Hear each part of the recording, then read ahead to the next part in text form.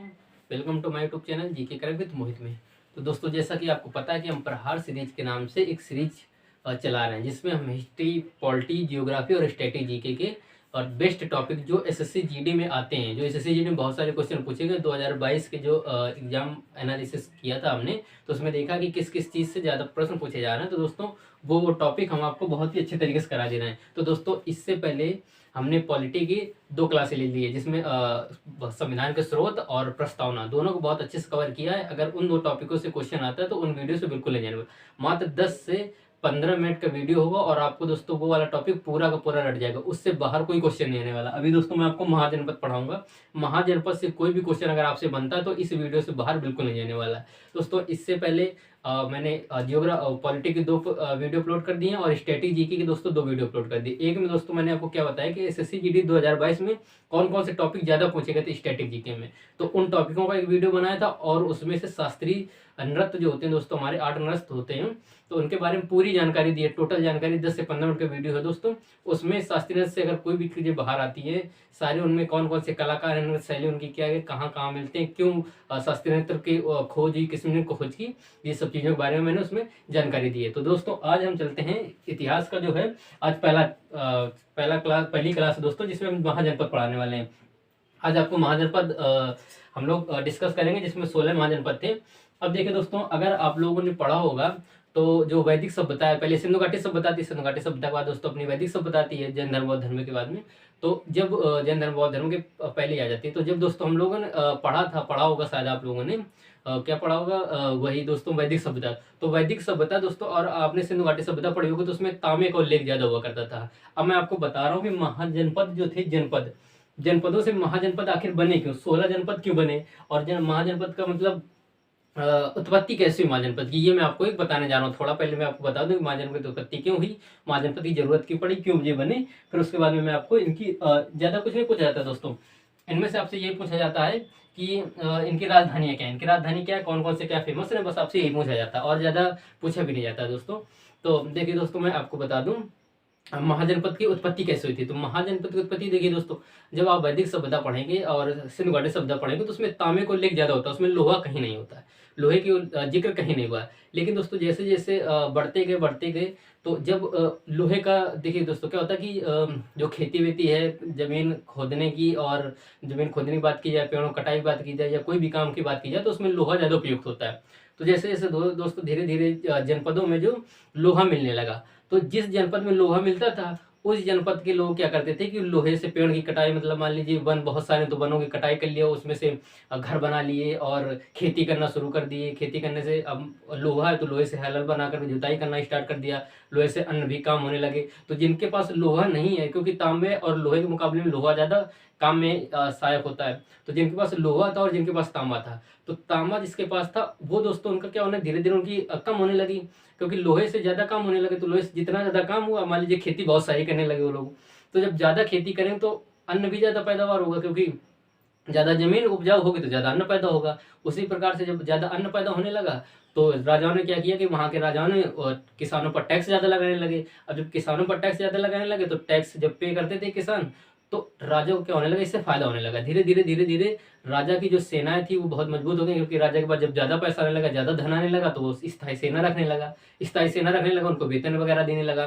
फिर उसके बाद में जब अब उनके पास जब ज्यादा शक्ति हो गई, क्योंकि लोहे से धीरे धीरे देखिए, सिर्फ लोहे की खोज से ये सब होता चला जा रहा है। ज्यादा धन होने लगा तो ज्यादा किसानों पर कर लगने लगा, किसान क्योंकि ज्यादा खेती करने लगे, ज्यादा अन्न को उगाने लगे, तो ज्यादा होने लगा। इसी प्रकार से राजा को ज्यादा कर देने लगे। अब राजा को ज्यादा कर देने लगे, तो राजा ने क्या किया कि राजा ने सैनिक स्थायी सेना रखना स्टार्ट कर दिया, तो जब राजा के पास ज्यादा स्थायी सेना हो गई, ज्यादा धन हो गया, तो दूसरे अन्य जनपदों पे वो कब्जा करने लगा, लड़ाई करने लगा। जब लड़ाई करके उनको जीतने लगा, क्योंकि वहां तो लोहा ज्यादा था नहीं, मान लीजिए किसी के पास तांबा है, तो तांबा वाले से लड़ाई कर करके जीत गया। तो ऐसे जीतते जीतते अब जिसके पास ज्यादा शक्ति हो गई, तो दोस्तों वही धीरे धीरे चल करके महाजनपद बने। तो टोटल महाजनपद कितने बचे, इस प्रकार से 16 महाजनपद बने थे। अगर महाजनपदों की संख्या आपसे पूछ ली जाए, महाजनपदों की संख्या दोस्तों आपसे पूछ ली जाए, तो कितने थे, 16 थे। कितने दोस्तों, 16 महाजनपद बने। ये 16 के 16 महाजनपद आपको लिखिए, मैं अभी आपको सबको राजधानी बताऊंगा और याद करने की ट्रिक भी बताऊंगा। देखिए, अब महाजनपद दोस्तों बन गए, महाजनपद का जो उत्पत्ति हुई वो मैंने दोस्तों आपको बता दी। अब महाजनपदों को उल्लेख बहुत पूछा जाता है कि उल्लेख कहाँ मिलता है, तो महाजनपद को उल्लेख 3 जगह मिलता है दोस्तों। पहली जगह दोस्तों क्या मिलता है, पहली जगह अंगुत्तर निकाय बुक है ये दोस्तों, अंगुत्तर निकाय। दूसरी जगह दोस्तों भगवती सूत्र में, भगवती सूत्र में। तीसरी जगह दोस्तों क्या मिलता है, तो अष्टाध्यायी में मिलता है, अष्टाध्यायी में। देखिए अंगुत्तर निकाय, भगवती सूत्र, अष्टाध्यायी, तीनों पुस्तकें, तीनों पुस्तकों में इसको उल्लेख मिलता है 16 महाजनपदों का। अंगुत्तर निकाय की बात करें दोस्तों तो ये बौद्ध धर्म की पुस्तक है। किसकी पुस्तक है, बौद्ध धर्म की। और भगवती सूत्र की बात करें तो जैन धर्म की पुस्तक है। अष्टाध्यायी की बात करें तो दोस्तों ये पाणिनि की पुस्तक, पाणिनि के लेखक हुए थे, पाणिनि की अष्टाध्यायी आपने सुनी हुई बात, चर्चित बुक है ये। अष्टाध्यायी किसकी बुक है, पाणिनि की। पाणिनि की बुक में 16 महाजनपदों का उल्लेख मिलता है। भगवती सूत्र की बात करें तो ये जैन धर्म की पुस्तक है दोस्तों। और अगर अंगुत्तर निकाय की बात करते हैं तो अंगुत्तर निकाय दोस्तों बौद्ध धर्म की पुस्तक है। महाजनपद कितने थे, 16 है। उनको उल्लेख कहाँ मिलता है, तो इन 3 पुस्तकों में मिलता है। आपसे कभी कभी पूछ लिया था महाजनपद उल्लेख किस पुस्तक में मिलता है, मान लीजिए अष्टाध्यायी दे दी गई और भी अन्य पुस्तकें दे दी गई तो अष्टाध्यायी में मिलता है ये दोस्तों हुआ। अब देखिए मैं चलता हूँ दोस्तों, इनके बारे में थोड़ी थोड़ी जानकारी देता हूँ और राजधानी मैं आपको बता देता हूँ।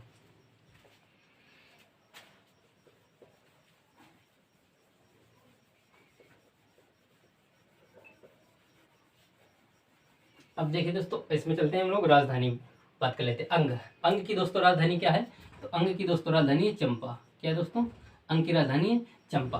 मगध की दोस्तों बात करते हैं हम लोग, तो मगध की दोस्तों राजगृह है, राजगृह। मगध की दोस्तों क्या हो जाएगी, राजगृह हो जाएगी। काशी की बात करें दोस्तों, काशी की बनारस है, काशी की बनारस। अभी दोस्तों मैं याद करने की ट्रिक भी बताऊंगा आपको। काशी की बनारस है। कौशल की दोस्तों क्या है, कौशल की श्रावस्ती है, श्रावस्ती। अंग की चंपा हो जाएगी, मगध की राजगृह, काशी की बनारस, कौशल की श्रावस्ती हो जाएगी। क्या हो जाएगी दोस्तों, काशी की श्रावस्ती हो जाएगी। दोस्तों क्या हो जाएगी, वज्जी की दोस्तों हो जाएगी वैशाली, वैशाली, वज्जी की वैशाली हो जाएगी। मल्ल की दोस्तों आपकी हो जाएगी कुशीनारा, कुशीनारा और पावा, कुशीनारा और पावा। चेदी की दोस्तों क्या हो जाएगी, शक्तिमती, शक्तिमती। वत्स की देखिए दोस्तों, चेदी क्या हो जाएगी, शक्तिमती हो जाएगी दोस्तों, चेदी की शक्तिमती हो जाएगी। वत्स की दोस्तों क्या हो जाएगी, वत्स की आपकी हो जाएगी कौशाम्बी, कौशाम्बी। चेदी की शक्तिमती, वत्स की कौशाम्बी। कुरु की बात कर लेते हैं तो कुरुक्षेत्र दोस्तों आपने सुना होगा, तो इंद्रप्रस्थ, इंद्रप्रस्थ, इंद्रप्रस्थ। पांचाल की दोस्तों 2 राजधानियां हैं, काम्पिल, काम्पिल और अहिछन,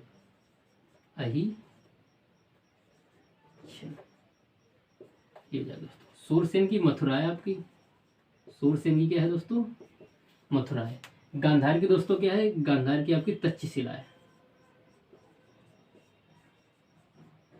तक्षशिला। कम्बोज की दोस्तों क्या है, हाटक, कम्बोज की हाटक है दोस्तों। कम्बोज की क्या है दोस्तों, हाटक है। अब देखिए दोस्तों असमक, असमक की क्या है दोस्तों, पोटन या पोटली, पोटन या पोटली, पोटन या पोटली। अवंती की दोस्तों क्या है, माहिष्मती, माहिष्मती और उज्जैनी, माहिष्मती उज्जैनी। मत्स्य की क्या है दोस्तों, विराटनगर, विराटनगर। अभी देखो दोस्तों सारी राजधानी मैंने लिख दी। अब देखिए याद करने की ट्रिक बताता हूँ आपको।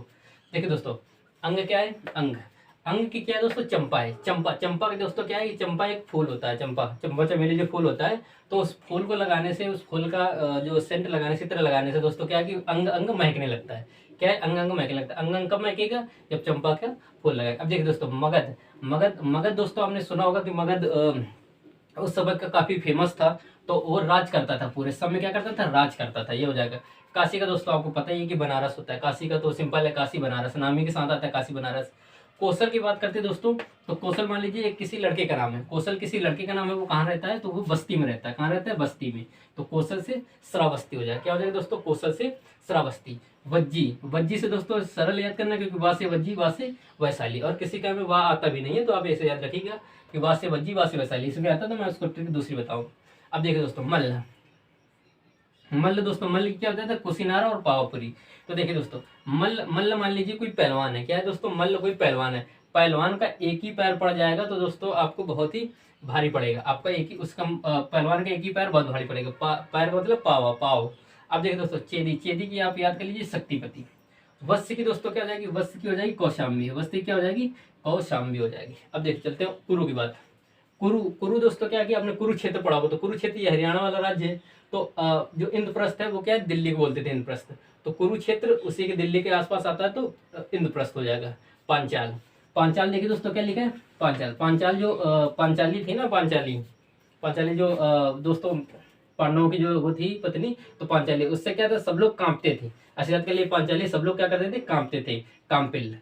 अब देखो सूरसेन, सूरसेन से दोस्तों क्या हो जाएगा, मथुरा। सूरसेन से याद रखिए सूरदास, सूरदास ने किसका बखान किया था, कृष्ण जी, कृष्ण जी कहाँ संबंधित करते थे, मथुरा से, तो सूरसेन मथुरा।